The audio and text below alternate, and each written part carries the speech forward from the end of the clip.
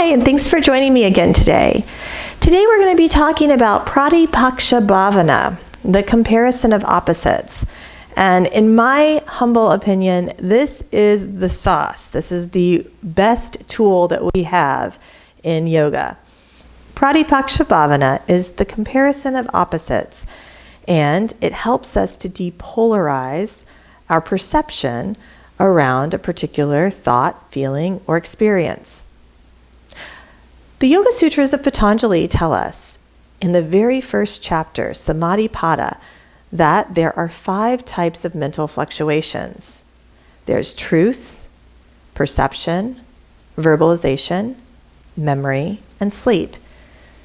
Patanjali says the only thing that's real is truth, and that perception and verbalizations are not real. They're based on our karma. When I say they're based on our karma, I mean that our perceptions come directly from the experience we have in our lives, and maybe even from past experiences and past lives. Patanjali talks a lot about the samskaras, latent impressions from previous lifetimes that lie dormant in our unconscious mind. We develop our perceptions of the world based on the experiences we have. And if our experiences are negative, we will develop a negative perception or judgment about something. If our experiences are positive, we will develop a positive perception or judgment about something. Now, I don't often hear people talk about judgments as good, but judgments can be good or they can be bad. And when we make these judgments about our world, ourselves, other people, we limit our experience. We limit our capacity for experience. And this becomes limiting beliefs. The story we wrap around our perception of whether we like something or we don't like something is our verbalization. And our verbalization is simply not true. It's a story we've fabricated through the imagination to help us to cope with whatever perception we have. Now, coping also is something that we think about only doing in negative situations, but we actually cope in positive situations too. Imagine that you're going to a dinner with a bunch of friends, and you're so excited to see everyone. You get dressed up and you go out and you meet them, and everyone's indulging. They're having a cocktail, or maybe they're eating food that they wouldn't normally eat. You're going to do the same thing because you're coping with the situation. You're changing your belief system to adapt to the situation and your perception of the situation. That's all coping mechanisms are, and we have them for both positive and negative judgments. When we see the world through the lens of polarity, we create further separation. We continue to divide the world. But when we see the world through the lens of non-duality, we see that every single being is a reflection of us. So let's dive into that a little bit deeper before we start to look at Pratipaksha Bhavana. I am a divine being in a human experience, and you are a divine being in a human experience too. Now, if you took my personality, my karma, and put it in a closet, and I took your personality and put it in a closet, we would be looking at ourselves. We are the same being. Now, we're both in a different experience because that's our karma, but we are all the same being in an experience. That's non-duality in a nutshell. I guess you could say it's non-duality 101. That every single being, the spider, the roach, my husband, my best friend, my worst enemy, they're all me in a different experience. The divine living and breathing you is the same divine living and breathing me. Our thoughts, our feelings, our perceptions, our stories around the world, those come from our karma. And Patanjali says that the practice of yoga and the use of tapas, one of the niyamas, helps us to burn the karmic residue, to liberate ourselves from the cycles of birth and re-death. So what does that mean exactly? How can we apply that to our lives today? I believe what Patanjali is talking about is the idea that if I'm present with my material and truly objective, I can see my perception and I can see the story that I've created around it, and I can recognize through the tools of yoga that that perception and verbalization are not true. And I can let go of whatever limiting belief is surrounding that and move forward in my wholeness. There's a lot of unrest in the world. There's a lot going on right now. It's an interesting time to be a human being. And it's a great time to work our material. As we work our material, we do lose some polarity. We lose a little bit of our personality. And that's okay with me. I don't identify as I don't identify as Michelle. I don't identify as teacher, mother. I am a divine being in a human experience, and every other being is a divine being in an experience. And we're all working our individual karma through lifetimes. And the work is to really look at why I have judged things good or bad. For those of you who took our 200-hour yoga teacher training, you might have heard my story. I started meditating when I was around 6 years old, and I started communicating through clairaudience with divinity around 9. And in one particular meditation session, I was communicating with divine spirit, with divine energy. And I asked divine energy if my mother was going to die early. And I'm not even sure why I asked it. I think that it was a psychic nudge, to be honest with you. And divinity said yes. And I said, how soon? And divinity said soon. Well, about 3 years later, my mother was diagnosed with breast cancer. And in the middle of the storm that followed, I went back into meditation and said, is it now? And pure awareness said, it's 2.5 years. 2.5 years to the day my mother died. And I will never forget it. Throughout my adult life, I continued to connect with pure awareness and continued to have experiences where pure awareness would objectively answer questions that I had regardless of my polarity around the situation. Pure awareness is not polarized. Pure awareness does not have a preference on whether you are here or not. Pure awareness does not have a preference as to whether or not the world is fed or clothed, because all of these things are karmic. And it's our job as individuals in the experience to work on our karma rather than projecting our belief systems. When we project our belief systems, we further separate and divide. Rather than working on our own individual material, it's almost like we have to look away because we don't want to see the shadows that are lurking behind our unconscious mind.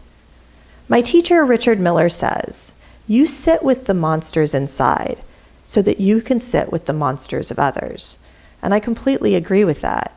When I feel jealousy or when I feel shame, when I feel sadness or uncertainty, I sit with those feelings and ask myself why. 9 times out of 10, there's a judgment behind it, that I've judged myself as unworthy of love or self-worth, that I've judged others as unworthy. Or maybe I have made a judgment or a perception about my experience that is untrue. Maybe I've judged my experiences to be good, or maybe I've judged my experiences to be bad. But when I can objectively look at it, I always come back to the same truth. The only thing that is true in our experience is we are divine beings in a human experience. That is it. I could even take it further and say we're divine beings in an experience. That's all.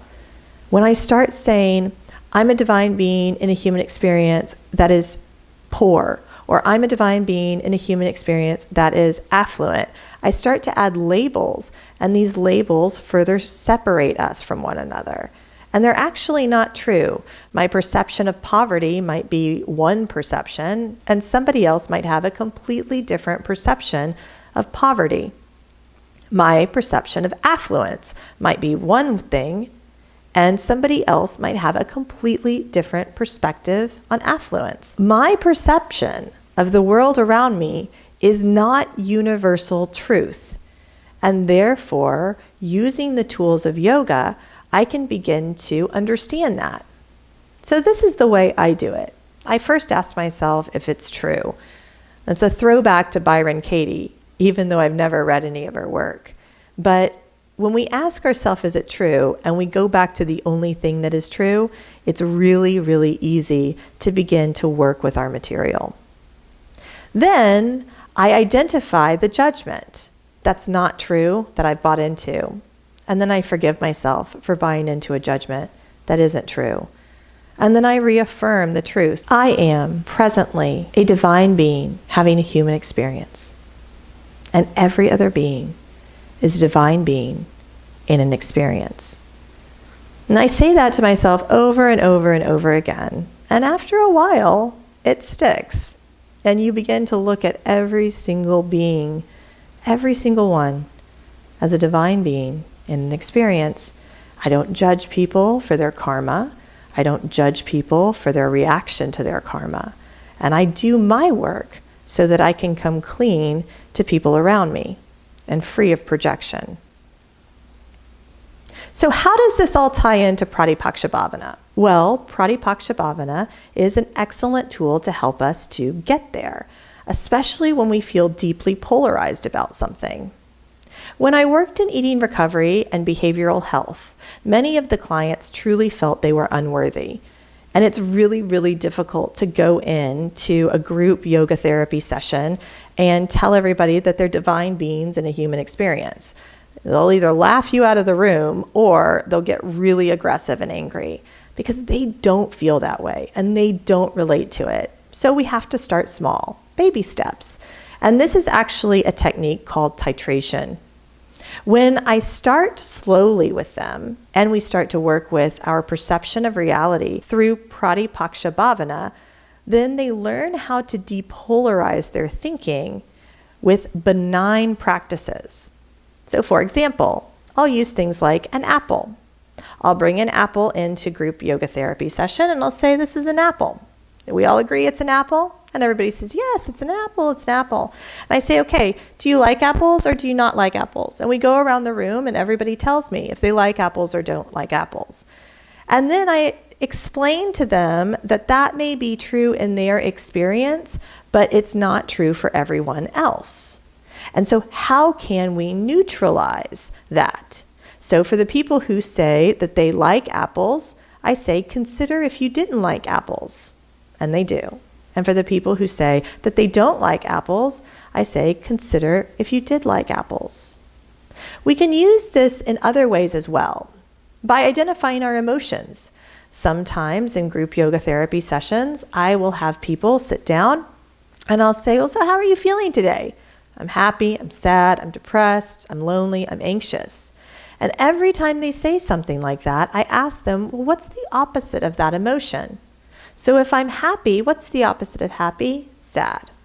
Okay, can you sit with both of them?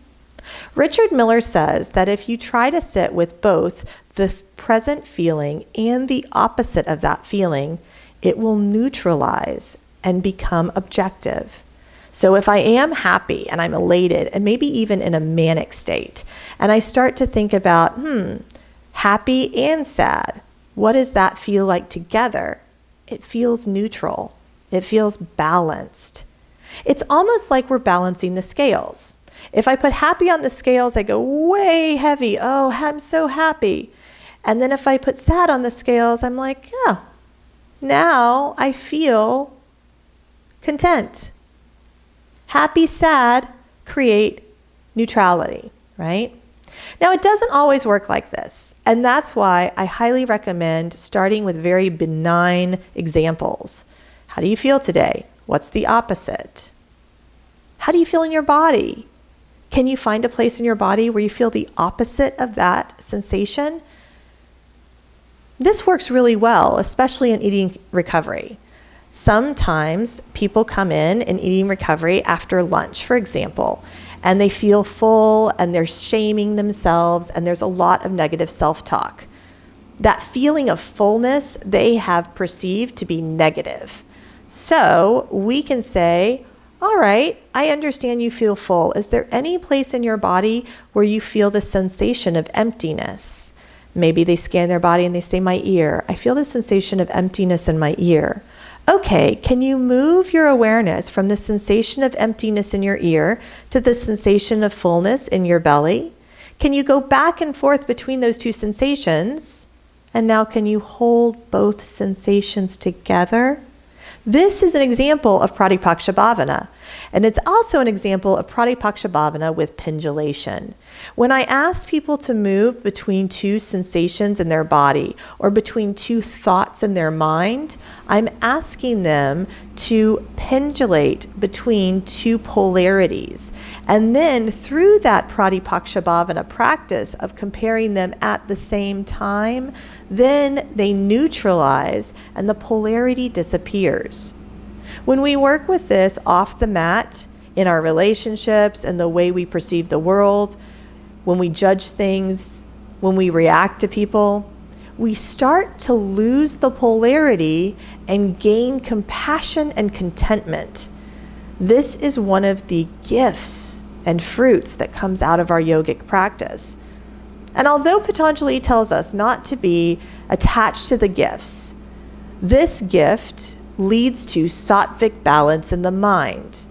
And when we look at the disease process through the lens of Ayurveda, we know that the disease process precipitates from the mind.